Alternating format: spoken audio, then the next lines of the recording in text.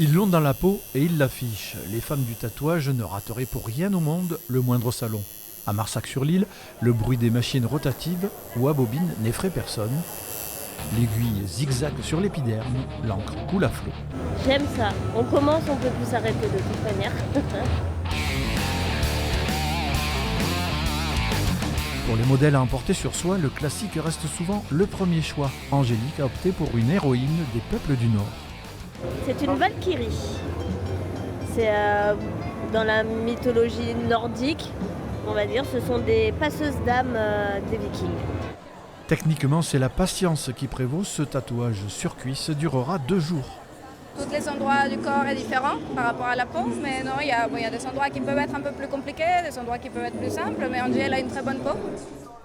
Autre option en vogue, le tatouage d'origine, celui des peuples, des îles lointaines.